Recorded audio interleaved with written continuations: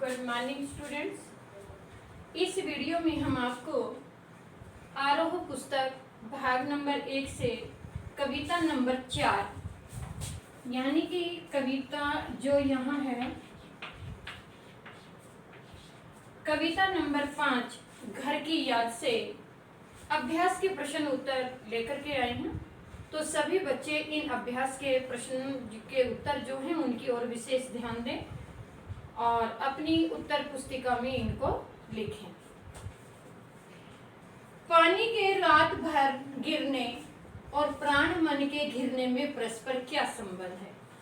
कविता के अंदर दो शब्द आए हैं, रात भर पानी गिरता रहा और प्राण मन घिरता रहा। इन दोनों में आपस में क्या संबंध है। रात भर वर्षा होने से कवि को अपने घर की याद आती है, क्योंकि कवि घर पर रहते हुए वर्षा के समय खूब आनंद लेता था। कवि वर्षा के समय आज जेल में बंद है। ऐसे में वर्षा के आने पर कवि को घर की निरंतर याद आ रही है। कवि के प्राण और मन की जो याद है वो अधिक बेचैन हो रही है। उधर वर्षा की झड़ी लगी हुई है, पूरा घर पानी में तिर रहा है। यह सब चित्र कवि की आंखों के सामने साकार हो रहा है कि निरंतर वर्षा होने से मेरा जो घर है वह पानी से भर गया होगा। इधर कवि का मन निरंतर घर की यादों से घिरा हुआ है। प्राण मन घिरना, घर की यादों से कवि का मन निरंतर घिरा हुआ है। क्वेश्चन नंबर 2, मायके आई बहन के लिए कवि ने घर को परिताप का घर क्यों कहा है। जैसे परिताप कहते हैं दुख। कवि की जो बहनें हैं वो बहन के भाई के घर आई हैं। मायके से जब मायके के अंदर बहनें आती हैं तो घर में बहुत खुशी होती है। प्रसन्नता पूर्वक कुछ दिन व्यतीत करेंगी, किंतु वहां पहुंचकर उन्हें जब पता चला कि उनका भाई यहाँ नहीं है, वो जेल में है, तो उन्हें कितना दुख हुआ होगा। कवि भवानी प्रसाद मिश्र आंदोलन में भाग लेने के कारण कारावास की सजा भुगत रहा है। इस समाचार से उन्हें बहुत दुख हुआ होगा, यानी कि बहुत परिताप हुआ होगा और घर के अन्य सदस्य भी उनको देखकर दुखी हुए होंगे। इसलिए बहनों को मायके का घर, माता पिता का घर जो है वो परिताप का घर लगता है।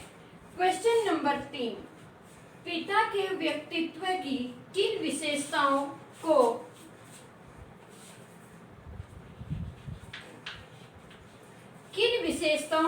उकेरा गया है। उकेरा मतलब लिखा। यहाँ पर पाठ में कवि ने घर की कौन सी ऐसी विशेषताएं हैं जिनको उकेरा है। प्रस्तुत कविता में कवि ने अपने पिता के व्यक्तित्व की विभिन्न विशेषताओं का उल्लेख किया है। यथा उनके पिता वृद्धावस्था में भी कमजोर नहीं हुए हैं। वे प्रतिदिन खूब व्यायाम करते हैं, खूब मुदगर पेलते हैं। वे इतने फुर्तीले हैं कि इस अवस्था में भी, इस आयु में भी वे दौड़ सकते हैं। वे इतने उत्साही हैं कि मौत को देखकर वो कभी घबराते नहीं हैं और न वो शेर को सामने देखकर हिचकिचाते हैं, हौसला रखते हैं। उनकी आवाज में इस अवस्था में भी बादलों की गर्जन जैसी गर्जन है। वे आस्थावादी हैं, किंतु उनका हृदय बड़ा ही भावुक और कोमल है। वे अपनी संतान के जरा से दुख को देखकर ही विचलित हो जाते हैं और उनकी आंखों से जो आंसू है वो बहने लगते हैं। क्वेश्चन नंबर जो 4 है, निम्न पंक्तियों में एक पंक्ति इसमें आगे आई है बस, यानी कि इसमें बस 3 बार प्रयोग हुआ है, तो तीनों बार बस प्रयोग होने का क्या अर्थ निकलता है। मैं मजे में हूँ यही है, मैं मजे में हूँ यही है, घर नहीं हूँ बस यही है, किंतु यह बस बड़ा बस है, इसी बस से सब विरस है।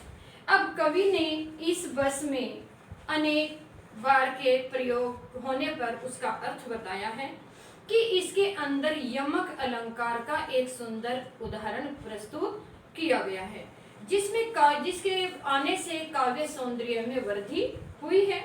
सबसे पहले कवि कहता है कि यहाँ पूर्णतः ठीक हूँ, बस मैं यहाँ ठीक हूँ, अर्थात केवल यह बात कि मुझे घर की याद आती है, बस मुझे घर की याद आती है। दूसरी बार बस शब्द का अर्थ है केवल, बस इतनी सी बात है कि मैं घर से बहुत दूर हूँ। दूसरी पंक्ति में ये बात आती है। तीसरी बार के बस का अर्थ है विवशता, अर्थात यह इतनी विवशता है कि चौथे बस का अर्थ भी विवशता ही है। इस प्रकार कवि ने अत्यंत सहज सरल भाव से बस के चमत्कारिक प्रयोग से काव्य में के सौंदर्य में चार चांद लगा दिए हैं। श्री भवानी प्रसाद मिश्र के काव्य शिल्प की यही सबसे बड़ी विशेषता है। क्वेश्चन नंबर 5, कविता की अंतिम 12वीं पंक्ति को पढ़कर कल्पना कीजिए कि कवि अपनी की स्थिति और मन स्थिति को अपने परिजनों से छिपाता है, यानी कि वह ऐसा क्यों कहता है सावन से कि हे मेरे सावन, तो घर जाकर के मेरे घर वालों को जो तुम अपनी आंखों के सामने देख रहे हो ऐसा मत बताना, तुम जाकर उनको कहना कि भवानी वहां पर बिल्कुल ठीक है, वहां पर बहुत खाता है और खेलता है, समय के अनुसार वहां पर पढ़ता है और पढ़ा हुआ लिखता है, यानी उसे किसी भी प्रकार का कष्ट नहीं है। उसे इतना खाना मिलता है कि आज उसका वजन जो है वो 70 किलो हो गया है। मैं हर तरह से यहाँ मस्त हूँ, लेकिन वो फिर भी कवि कहता है कि हे सावन, तुम अपने मुंह से जब मेरे माता पिता के सामने ये बात कहो तो तुम ऐसी कोई बात मत बक देना जिससे तुम्हारी बातों पर उन्हें शक हो जाए और वो मुझसे मिलने के लिए विकल हो जाए। इतनी सी बात कहने पर जो कवि अनेक लोगों से मिलना जुलना भी अच्छा नहीं लगता, क्योंकि उसने संदेश देने के बाद उसने अनुभव किया कि मैं अपने घर से कितना दूर हूँ। वह एकांत में अब उसे आदत बन गई है एकांत में रहने की। वह घर की याद में इतना तल्लीन रहता है कि उसे अपने आसपास की स्थिति का भी कोई पता नहीं चलता। जो आसपास की वह सदा घर के लोगों के बारे में सोचता रहता है। अतः कवि अपने मन में बहुत निराशा को छिपाता है। यह सब कवि इसलिए करना चाहता है, यदि उसके परिजनों की उसकी वास्तविक स्थिति का पता लगेगा तो वे और भी ज्यादा दुखी हो जाएंगे। यहाँ घर से अलग होकर आप किस तरह से याद करते हैं? यदि आपको घर से अलग होना पड़ जाए तो आप किस तरह से अपने घर को याद करेंगे? कहा गया है कि घर से बढ़कर कोई सुख कारक नहीं है, इसलिए घर को ही प्यारा घर भी कहते हैं। घर से अलग होने पर मनुष्य के जीवन का पूरा दृश्य बदल जाता है। मुझे परिवार के सदस्यों की निरंतर याद आती रहती है, विशेषकर देर से उठने पर भी माँ द्वारा डांटने की, उनके हाथों से बने अत्यंत स्वादिष्ट नाश्ते की याद तो मुझे अवश्य ही आएगी। अपनी बहन से झगड़ा करने की याद भी मुझे घर से बाहर जाकर अवश्य आएगी।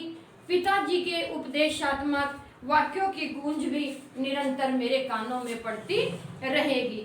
घर से अलग होने पर घर की हर वस्तु का चित्र मेरे मन की कल्पना में कौंधता रहेगा। वहाँ के फूल पौधे और अपनी गली के दोस्तों की भी मुझे निरंतर याद आती रहेगी। कवि ने यहाँ कहा है कि अपने घर को छोड़कर कोई भी प्राणी संतुष्ट या खुश नहीं रह सकता। अब आगे बच्चों, इसमें परीक्षा उपयोगी प्रश्न है। भवानी प्रसाद मिश्र के परिवार का सार रूप में उल्लेख कीजिए। भवानी प्रसाद मिश्र का परिवार एक संयुक्त परिवार है। घर में 4 बहनें और 4 भाई और एक भाई जो भवानी प्रसाद मिश्र है वो जेल में है। सभी आपस में एक दूसरे से बहुत स्नेह करते हैं। जो भाई हैं वो भवानी की भुजाओं के समान हैं और बहनें जो हैं वो प्यार की प्रतिमूर्ति हैं। कवि जेल में बंद है, किंतु परिवार के सभी सदस्य उससे बहुत दुखी हैं। बहनें भी उसके विषय में पूछने आई हुई थी, किंतु माता पिता बच्चों के प्रति असीम वात्सल्य भाव रखते हैं। और बच्चे भी बड़ों का आदर सम्मान करते हैं। परीक्षा उपयोगी में क्वेश्चन नंबर 2, उम्र अधिक होने पर कवि के पिता को बुढ़ापा क्यों नहीं व्यापा, क्यों नहीं आया? कवि के ने इसलिए कौन कौन से तर्क दिए? कवि ने बताया कि यद्यपि उनके पिता आयु में बहुत बड़े हैं, लेकिन बुढ़ापा उन्हें छू तक भी नहीं सका।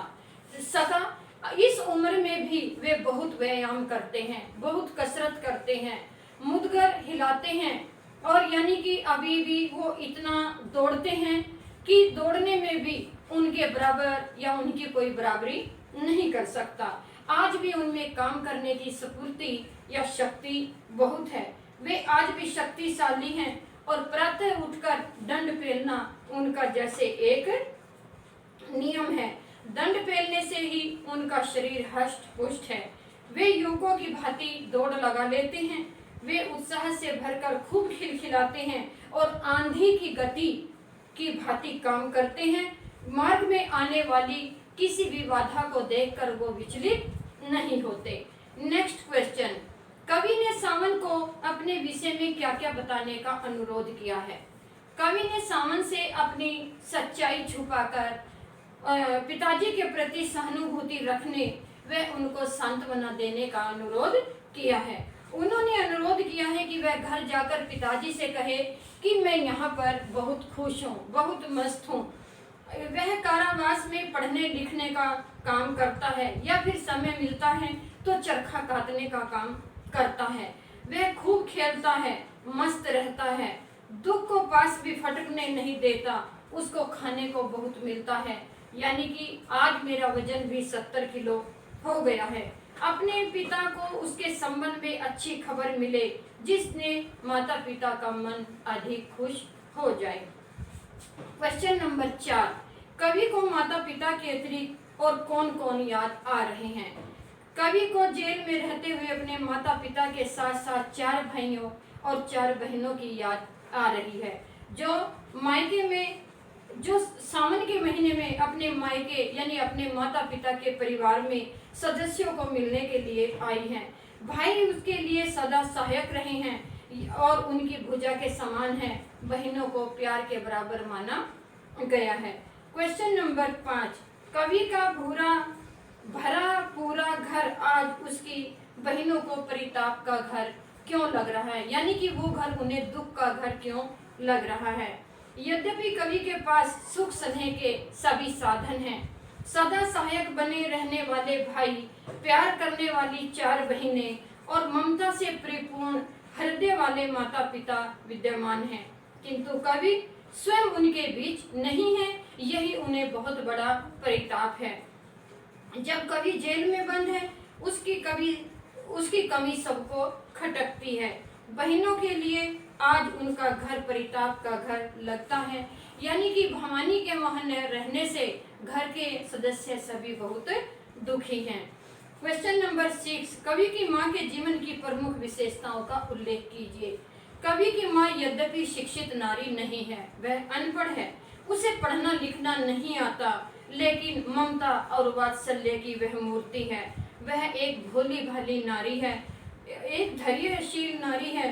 अपने पति को पुत्र वियोग में अधीर देखकर उन्हें सांत्वना देती है।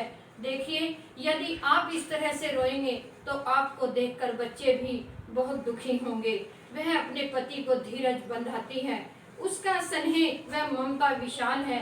कवि जेल में भी उनके वात्सल्य का अनुभव करता है। क्वेश्चन नंबर 7, घर की याद कविता का जो मूल भाव है या प्रतिपाद है वो स्पष्ट कीजिए। घर की याद में कवि की देशभक्ति की भावना अभिव्यक्त हुई है। कवि ने बताया कि सन 1942 में भारत छोड़ो आंदोलन में भाग लेने के कारण उन्हें अंग्रेजी सरकार ने जेल में डाल दिया और कई वर्षों की सजा सुना दी गई थी। वहाँ कारावास में रहते हुए लोगों को घर की याद आती थी और घर परिवार से बहुत दूर था, इसलिए निराशा का भाव व्याप्त हुआ था। किंतु निराशा के भाव को कवि ऐसे बहुत से देशभक्त परिवार के सदस्यों के सामने व्यक्त नहीं करते ताकि उनकी देशभक्ति की भावना को आघात न पहुंचे। कवि ने देशभक्तों वे उनके परिवार वालों द्वारा स्वतंत्रता प्राप्ति के लिए किए गए त्याग की भावना को भी दर्शाया है। यही प्रस्तुत कविता की मूल भावना या इसकी चेतना है। निम्न कविता के घर की याद यानी कि भवानी प्रसाद इसके लेखक हैं, जिनका जीवन स्वतंत्रता संग्राम जब 1942 में छिड़ने वाला था, उस वक्त इनको जेल में डाल दिया गया था, क्योंकि जो भी कोई भारतीय अपने देश के प्रति आवाज उठाता तो उसे उठाकर जेलों में ठूस दिया जाता था। कवि ने वहां पर अनेक यातनाएं सहन की और यातनाएं सहन करने के बाद अपने घर से इतनी दूर रहा।